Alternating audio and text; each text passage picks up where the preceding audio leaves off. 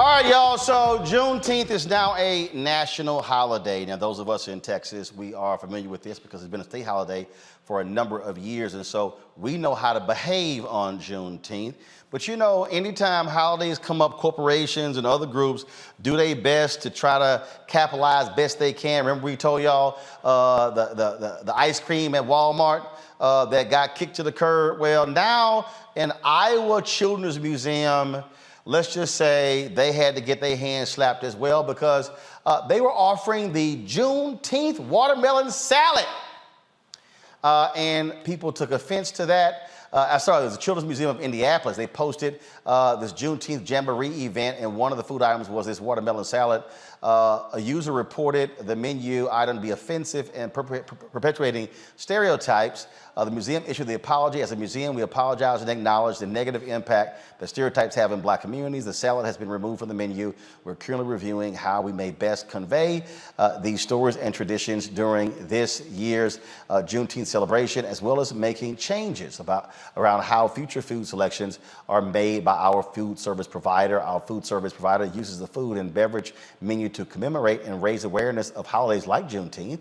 The team that made the selection included their staff members who based this choice of food on their own family traditions. As we work to create a culture of empowerment and inclusivity, we know there will be stumbles along the way. As a museum, we have put a significant effort behind sharing the critical and diverse stories of a wide range of individuals. We also have placed a strong emphasis on expanding DEI initiatives throughout the museum. We resolve to do better and continue bringing all voices forward in our work. Okay, so here's the question. I'll start with you, Monique. Is that being too sensitive, them having a watermelon salad?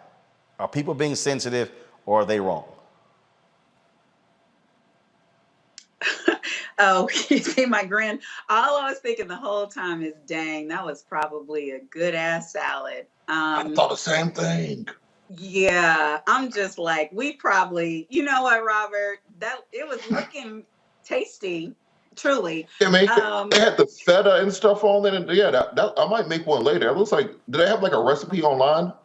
It seemed like it had a little bit of feta on the top of it or something. I don't know. Yeah, I mean, it's looking that 100%. And see, that's it. It's all about the packaging and the labeling. You needed to say Juneteenth salad and let the watermelon be present. They need to call people about these things so they can do what they're trying to do without, listen, I don't know. These are the things that need to come before like a family vote. Because either watermelon is part of our soul food tradition or not, and we are going to buck against the stereotypes that go with it, the fried chicken, the watermelon, the whatever. I like all those things. Like, it's a big old thing of watermelon in my refrigerator right now. My kid just can't wait for summer. I don't. Right. So here's the deal. I mean, that's again, the only reason I'm putting it out here. I mean, again, when I think about Juneteenth celebrations, we barbecue and we had watermelon. It was there. So the question, Robert, is again, we've seen this story happen other times before. Is this a question of folks being too sensitive? Again, when Walmart had the ice cream, they put a label on it that was, in celebration of Juneteenth. People are looking to try to attach things to it. So the question is, are we being too sensitive, or should we be exposed? And again, one person complained, and all of a sudden they changed the whole deal. So how should these things be handled? Look, this is absolutely the case with people being too damn sensitive about every damn thing on earth. What, we're going to have a Juneteenth kale salad or something? Like, what connection would that have to Juneteenth? I mean, are we going to have a quinoa and couscous salad for Juneteenth all of a sudden? Let's be for real. We got way bigger racial issues to handle in this country other than the watermelon and feta salad. But what I do think these corporations need to do is, and this is all across the board, I don't care what the issue is, hire some Black people. So when you're going to make your Juneteenth ice cream, Just hire a black company to do it. And then if people are up in arms, you say, look, there's the black company that made the ice cream. Y'all talk to them. We were doing the right thing. If you hire some black caterers or a black vendor to put the Juneteenth salad together, and then look, how about you put a nice little message on the bottom explaining the cultural relevance of the food to the community and how it was referenced to Juneteenth. You could do those to perfect it. Well, look, these people just found out what Juneteenth was like 18 months ago. So they're going through their growing pains. But I absolutely think this is too sensitive, but put more black folks in the room, and you'll have better outcomes. So, Lauren, there was someone on YouTube says, but they don't try this. They don't try this with Jewish people in the Holocaust. Actually, you're wrong. The reality is when you have Passover, when you have Jewish holidays or events, you're going to grocery stores and there'll be kosher sections. So that's actually a lie. So, I mean, yeah. And also, they're not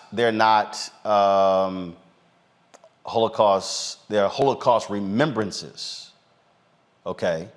And again, for the people who don't know anything about Juneteenth, again, when General Granger arrived on the shores of Galveston, Texas to notify people, enslaved people that they actually had been free for a couple of years, he was also there with thousands of black troops to ensure nothing actually happened. And so ever since then in Texas, black people celebrated Juneteenth. Juneteenth is the only day or the only event in America where it actually even acknowledges that slavery even existed. So the question then should be, Lauren, how do we commemorate, celebrate? So again, commemorating is one thing, celebrating is another. There are events happening all over the places. There's a whole concert being planned in Houston. Mayor Sylvester Turner at Emancipation Park, Sheila E., Frankie Beverly and Mays, the Isley Brothers. There are events that are going on. There's a big celebration happening here in Washington, D.C. as well. And so, all right, what should be done on that day? Well, yeah, to Robert's point, obviously there should be some cultural connection to how Juneteenth is commemorated that involves black people and involves African Americans controlling what that is and really any money that's made off of it. Though, again, to Robert's point, I think generally speaking, not just black people, but just everybody, we're way too sensitive about everything. Everybody is way too sensitive about everything. I mean, like we're seeing like 2,000 more think pieces over this type of stuff. And we're sitting up here, in the midst of losing our democracy, dealing with a rise in white supremacy, dealing with people's kids getting murdered at school. And when these hearings happen tomorrow night, some spectacular details are going to be emerging from that as well. So when you put that all into perspective, and we're talking about salads and ice cream, I think that the branding certainly should be connected to the history of Juneteenth, but we just live right now in a very sensitive era where one person melting down can cause an entire change in corporate decision making, and sometimes more than one person. Sometimes it's just a group of people on Twitter or something like that. But we live in the age of the meltdown. And we live in the age of everybody being outraged about everything and flipping out about everything and not having any real perspective about the bigger issues in life. So, to your original question, I think we are too sensitive. But to Robert's point, we do need to connect some of these things to, black people and black people making cash, quite frankly. Well, and that's okay. So again, when we talk about Juneteenth, look, there's going to be a big concert at the Hollywood Bowl in Los Angeles. And I was, I forgot which one of the networks is going to be broadcasting it. I was looking at that. I think CNN is broadcasting it. And so all of a sudden, we've seen in the last couple of years how, national media all of a sudden, start doing Juneteenth things. And so, all right, so I got 3 black folks on the panel here. Okay, what Juneteenth celebrations should there be? What should be happening in cities across the country? What should they look like? Should it be about picnics, barbecues, cookouts, and music and concerts? What should they be? You're going to come to me first, right? Well, you already talking first. Well, yes, but I'm also the only person on this panel who is from Galveston, Texas. Well, you ain't you're the only person on the but you're on the panel. But I got you. You already talking. Just talk. Okay, I'm staking my claim to Oh D-Town. Lord, just talk. Just talk. The home of Juneteenth. I'm talking the place where the commemoration, where the announcement took place at Ashton Villa, which is just a few blocks away from my childhood home, where my grown parents still live. My great-grandfather was actually living in Galveston, Texas, the day that this was announced, and they're commemorating the event now. In front of the Ashton Villa is a statue of State Rep Edwards, who was responsible, like on his own for a very long time, for the labor of bringing this to be first a state holiday and then a national holiday. So I think that anything that happens has to involve an education, especially now, because this is a holiday that many people who are not part of the Southern tradition or have never celebrated don't understand why there is a cost for celebrating it. And there even was, just a friction within our own Black community about whether it's important to celebrate it or whether it highlights and glorifies the late telling of freedom that we never should have been apart from in the first place. Well, look, as Roland said, it's the only time that we are acknowledging as a country that this happened and that it course corrected, sort of. Through the Emancipation Proclamation. And so I think education is important. I think celebration is important. I think that us having patience as we do our own type of person-on-person education is important. And that all of the Black folks who are out there, who are in the PR world, who know how to do messaging, this is your gig, folks. You need to be reaching out to everybody, from Apple to Coca-Cola to Pepsi. Ben and Jerry's has it. They got it on lock. They know how to do this stuff. So whoever's working for them needs to be working for other people. But my point is, it's a national holiday. So as Black folks, we need to be patient. Unless we want to say this is like NIGGA, something we think we can say, we can celebrate, but nobody else can, it's too late for that. It's a national holiday now, and we want everybody to know about it. So if we want to be a part of it, we need to lead the way and just teach about how to do it and be okay with sharing in it. Now, I don't want to see a whole bunch of white folks getting together and frying chicken and eating watermelon and saying that they're celebrating Juneteenth. That's their commemoration. That I would find offensive.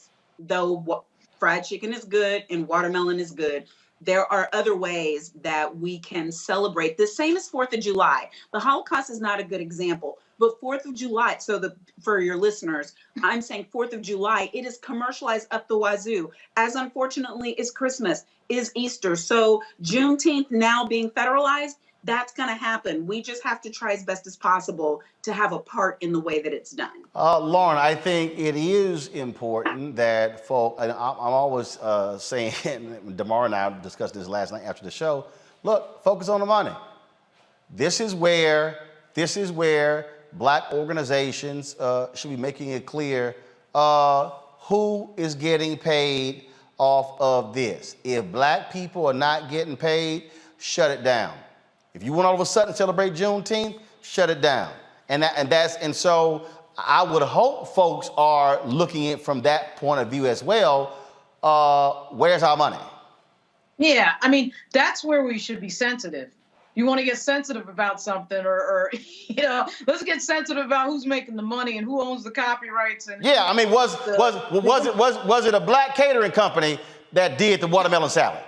Right, exactly. Get sensitive. Let's blow up Twitter over that. I mean, it's all about that. It's all about owning that brand and controlling what happens and making the money off of it. I mean, we just see it over and over again. Obviously, Roland, you talk about it. all the time, appropriately, of course.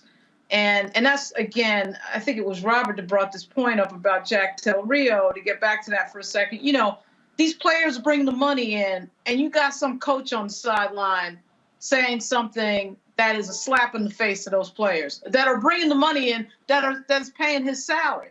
Something like this that is a direct, has a direct relationship to Black history.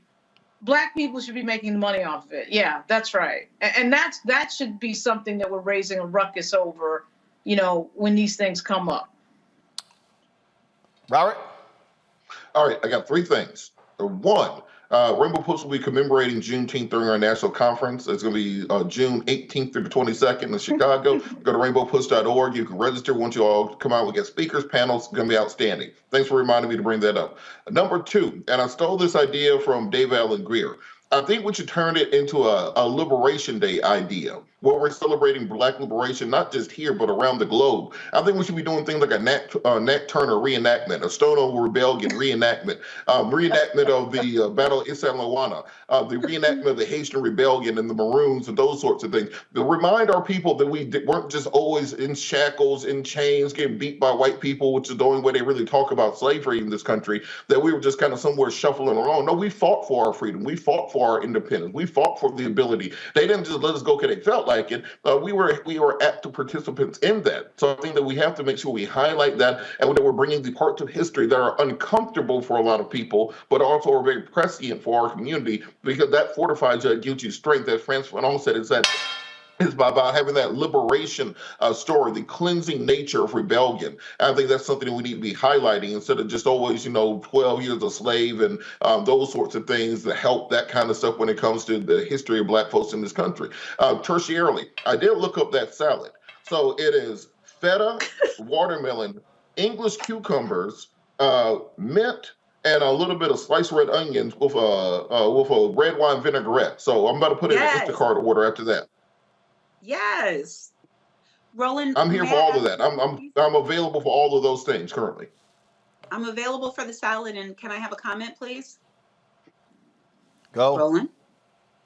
Okay, I just wanted to add to commemorations available. If you're looking for the most beautiful island in the United States where you could celebrate Juneteenth, then go to Galveston, Texas. This Juneteenth, they are going to have there's a National Miss Juneteenth who's going to be there, and there's going to be a gospel performance at the Grand Ole Opera House in Galveston, Texas, which is the oldest opera house in Texas. Roland Martin has been a speaker, a premiered speaker for a Juneteenth at that opera house. There's going to be a parade, good old-fashioned parade. There's fireworks, and then there's on the actual date, June 19th, which is also the day that my grandparents, Mr. and Mrs.